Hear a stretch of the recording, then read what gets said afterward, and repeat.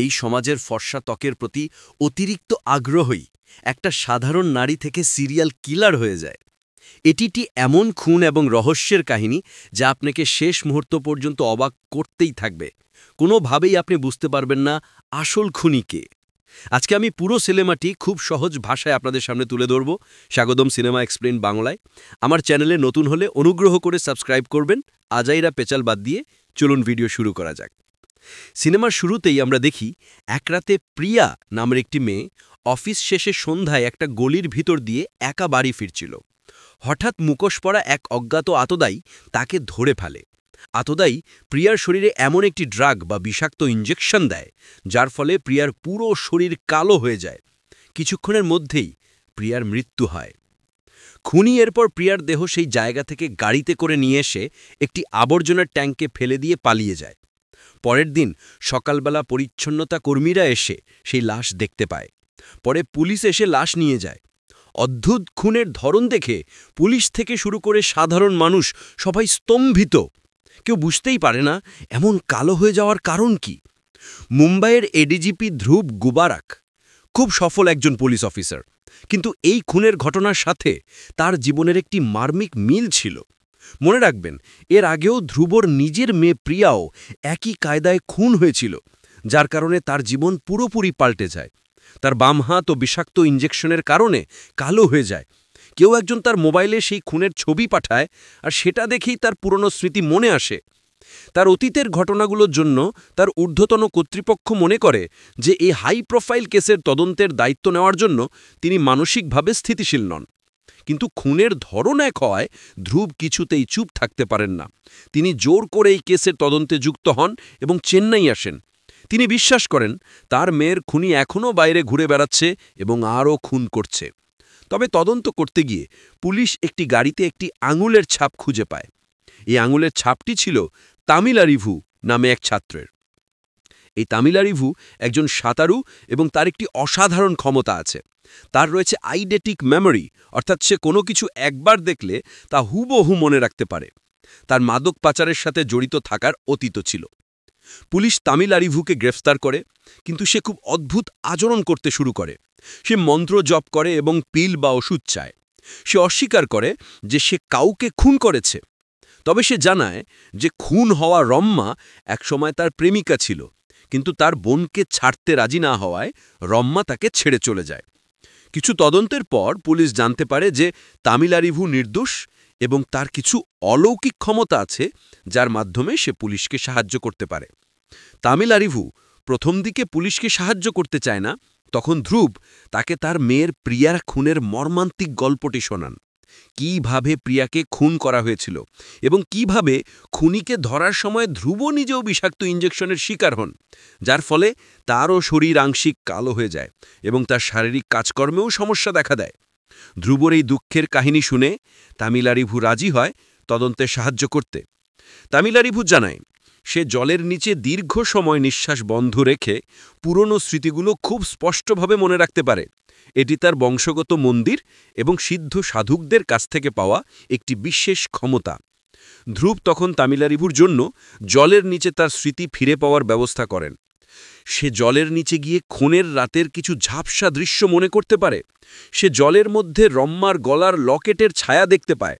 এটি ছিল একটি নকশা। এই নকশা, এই লকেট এবং গলার মোটিফ খুনির বিষয়ে তথ্যগুলো আস্তে আস্তে সামনে আসতে থাকে। লকেটের সেই নকশা থেকে তারা একটি সিসিটিভি ফুটেজ খুঁজে পায়। সেই ফুটেজ দেখে নিশ্চিত হওয়া যায় যে খুনের রাতে তামিলারিভু নয়, বরং অন্য কেউ জগিং করছিল। এর ফলে তামিলারিভু নির্দোষ প্রমাণিত হয়। তার কিছুদিন পরে ধ্রুব আর আরেকজন পুলিশ তামিলারিভুর বাড়িতে যায়। ওখানে গিয়ে জানতে পারে যে তামিলারিভু পুলিশে চাকরি করতে চায়। তাই ধ্রুব তাকে একটা নৌবাহিনীর ক্যাম্পে নিয়ে আসে ট্রেনিং করানোর জন্যে। সেখানে তামিলারিভু আবার পানির নিচে চলে যায় স্মৃতি মনে করার জন্য। সেখানে সে তার ঐশ্বরিক শক্তির সাহায্যে খুনির গাড়িতে উঠে বসে এবং দেখে খুনি কোথায় কিভাবে লাশ ফেলে রাখে, আর পরে তার নিজের বাড়িতে চলে যায়। বাড়িতে তার ঘরে ঢুকবে সেই মুহূর্তে একটা পেঁচা তার সামনে আসে। তামিলারিভু পেঁচা খুব ভয় পায়, তার আর খুনির ঘরে ঢুকতে পারে না। ধ্রুব এবং তার টিম এরপর সিসিটিভি ফুটেজ দেখে এবং ক্লু ধরে চেন্নাইয়ের কভিল গব্বকাম এলাকার ঠিক সেই দিকে যায় যেখানের কথা তামিলারিভু বলেছিল। সেখানে একটি ছোট অন্ধ মেয়ে প্যাঁচার ডাক শোনার কথা বলে। এর ফলে ড্রাগ কার্টেলের দিকে সন্দেহ যেতে থাকে। তখন ধ্রুব ভিডিও কল দেয় তামিলারিভুকে, কল দিয়ে খুনির সেই ঘর কনফার্ম করে নেয়। আর ওদিকে তামিলারিভু তার সাঁতার ট্রেনিং সেন্টারে তার ফোন হারিয়ে ফেলে। ট্রেনিং শেষে সে বাড়ি গিয়ে দেখে তার বোন বাড়িতে নাই। সে পাগলের মতো হয়ে যায় আর কিছু সময় পর অজ্ঞান হয়ে যায়। একটি ফোন কলে তামিলারিভুর গান ফিরে আসে। সে জানতে পারে যে পূর্বের খুনগুলোর মতোই তার বোনকেও কারা জানি খুন করেছে। সে পাগলের মতো চিৎকার করতে করতে সেই জায়গায় গিয়ে বলে যে এটা তার বোনের লাশ নয়। পরে অবশ্য জানা যায় যে লাশ একজন কসমেটোলজিস্ট, যার নাম ডক্টর শালিনী বা অন্য একটি সূত্র অনুযায়ী রম্মা। পুলিশ কোনো ক্লু খুঁজে পাচ্ছিল না। পরে ক্লু খুঁজতে তামিলারিভু গভীর রাতে তার সেই ট্রেনিং সেন্টারে যায় এবং পানির মধ্যে ডুব দেয়। সে অনেক ক্লু খুঁজে পায়, কিন্তু শেষ মুহূর্তে সে পানির মধ্যে জ্ঞান হারিয়ে ফেলে। পরে হাসপাতালে নিয়ে যাওয়া হয়। এরপর তাদের সামনে আসে ভেন্নিলা নামে একটি মডেল। পুলিশ জানতে পারে ভেন্নিলাই হতে পারে খুনির পরবর্তী শিকার, কারণ সে একটা বায়োপিকের জন্য ত্বক ফর্সা করার চিকিৎসা নিচ্ছিল, যা ডক্টর শালিনী বা রম্মার ক্লিনিক থেকেই চলছিল। কিন্তু তার জায়গায় একজন ফর্সা মডেলকে নেওয়া হয়। ভেন্নিলা খুব রেগে যায়। ধ্রুবর দল ভেন্নিলাকে রক্ষা করার জন্য তার পোশাকে একটি স্পাই ক্যামেরা লাগিয়ে তার উপর নজর রাখতে শুরু করে। তারা ভয় পাচ্ছিল যে ভেন্নিলা হয়তো এই খুনিচক্রের শিকার হতে চলেছে। ভেন্নিলা এরপর মহাবলীপুরমের একটা পার্টিতে যায়। ধ্রুবর দলও তার পিছু নেয়। এদিকে তামিলারিভু ভেন্নিলার বাড়িতে পাহারা দিচ্ছিল। হঠাৎ তাকে কেউ পেছন থেকে আঘাত করে অজ্ঞান করে ফেলে। এরপর সে জ্ঞান ফিরে পেয়ে এমন এক ভয়ঙ্কর সত্য আবিষ্কার করে যা পুরো গল্পের মোড় ঘুরিয়ে দেয়। ভয়ঙ্কর সত্যটি হল, ভিকটিম নয়, ভেন্নিলাই আসল খুনি। ভেনিলা আসলে মেঘা নামে একটি মেয়ে, যে তার জীবনের একটি কঠিন ট্রমার শিকার। তার এক্সামার প্রেমিক সাদিক, সেই অপরাধী যাকে পুলিশ খুঁজছিল এবং যে ধ্রুবর মেয়েকে র্যাগিং করেছিল, তার কালো চামড়ার জন্য তাকে অপমান করত। এখানেই ভেন্নিলার অতীত সম্পর্কে দেখানো হয় যে সে কিভাবে সিরিয়াল কিলারে পরিণত হয়। এই বর্ণবিদ্বেষমূলক অপমান তার ভেতরে সব রাগ ক্ষোভকে জাগিয়ে তোলে। সে মনে করে ফর্সা ত্বকের জন্যই সে সব জায়গায় উপেক্ষিত। তাই সে এমন মহিলাদের খুন করতে শুরু করে যারা তার চোখে ফর্সা হওয়ার জন্য বেশি সুবিধা পাচ্ছে। ভেনিলা প্রথম খুন করে প্রিয়াকে, কারণ সে তার গায়ের রং নিয়ে টিটকিরি করেছিল।